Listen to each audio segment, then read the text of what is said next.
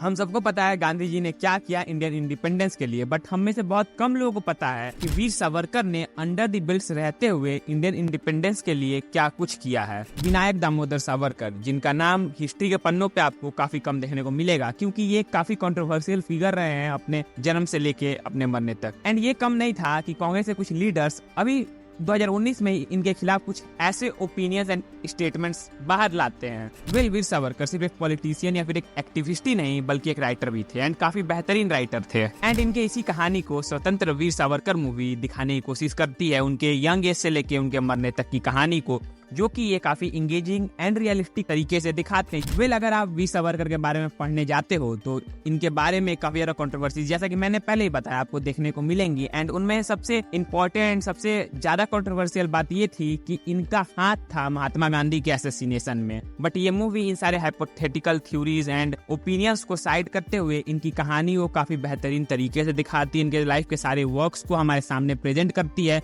एक better approach के साथ एंड एक अच्छे पर्सपेक्टिव के साथ वो दिखाने की कोशिश करती है, जो कि हिस्ट्री के पन्नों से गायब कर दिया गया। एंड जब आप इनकी पूरी जर्नी को एक्सप्लोर करते हो तो आपको एक चीज कंसिस्टेंट मिलती है, उनका प्यार अपने देश के लिए, हिंदुत्व के लिए।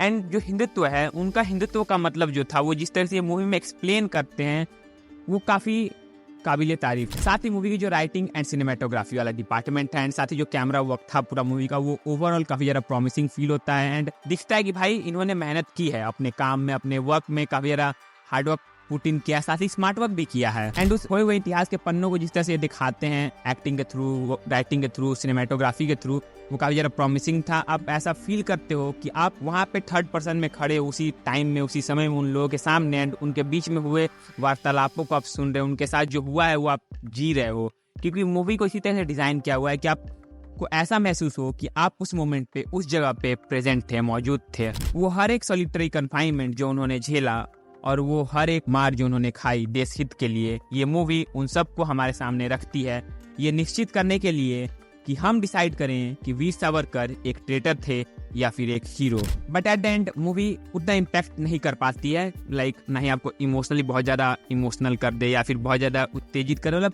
कोई एक पर्टिकुलर इमोशन मूवी जनरेट नहीं कर पाती है, जो कि इस तरह की मूवीज में होना चाहिए। एक पर्टिकुलर इमोशन, एक रेज या फिर एक इमोशन या फिर देश के प्रति एक अलग तरीका की भावना जागरूक होना, ये मूवी नहीं कर पाती है। मतलब इस डिपार्टमेंट में हल्का सा फेल कर जाती है। एंड अब बात रही कुछ कंट्रोवर्शियल सीन्स की जो कि हमें मूवी में देखने को मिली, तो सबसे पहला मुझे लगा जब सुभाष चंद्र बोस वीर सावरकर जी से मिलते हैं, वो मुझे थोड़ा सा कंट्रोवर्शियल लगा। एंड दूसरा भगत सिंह का वीर सावरकर से मिलना, क्योंकि दोनों चीजें काफी कॉन्ट्राडिक्टिंग है। अब मैं भी हिस्ट्री में, इतिहास में ऐसा कुछ हुआ हो जिसके बारे में मुझे नहीं पता, अगर आपको पता है कि ऐसा कुछ हुआ है तो आप प्लीज कमेंट करके बता देना, लेकिन मुझे नहीं पता कि ऐसा सच है या फिर झूठ। बाकी एज अ मूवी, अगर इस मूवी को जज किया जाए तो ये exceptionally good written, directed and acted movie है। प्रेजेंटेड भी काफी अच्छे तरह से इन्होंने इसे प्रेजेंट किया है, काफी अच्छे तरीके से सारी चीजों को हमें दिखाने की कोशिश की है। एंड या ये एक छाप छोड़ते हैं इनके किरदार के बारे में, इनके कैरेक्टर के बारे में। एंड या आप अगर इस मूवी को देखते हो तो आपका पैसा बर्बाद नहीं जाने वाला, आप इंजॉय करोगे, अपने इतिहास के कुछ खोए पन्नों के बारे में जानोगे।